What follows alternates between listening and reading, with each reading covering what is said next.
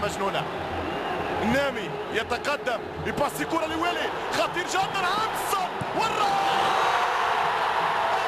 ينهي المباراة، الرابع الذي يقتل المباراة، الرباعية عن طريق الباك رايت.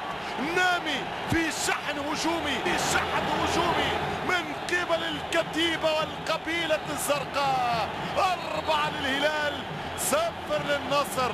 مباراة في التاريخ، مباراة من ذكراك يا ريكا جيريتس، ماشية معاك أكثر من لازم، ماشية معاك ومشيتها، لأن في الفريق أكثر من اسم، لأن لك البديل الجاهز، مجهود إدارة، توفير اسمين في كل مركز، والعنصر يتقدم، الحارس يمنع الرباعية، ولكن إصرار كتيبة الهلال توقع على الرابع، تصل الرباعية، تسجل 4-0 عن طريق المدافع محمد نامي. شوف الكرة والمتابعة، شوف الكرة والمراقبة، نامي اللي بداها، نامي اللي باسها، مشى فرود، مشى في بديل القحطاني، مشى في مكان الطاني، وسجل الرباعية النظيفة للقبيلة الزرقاء.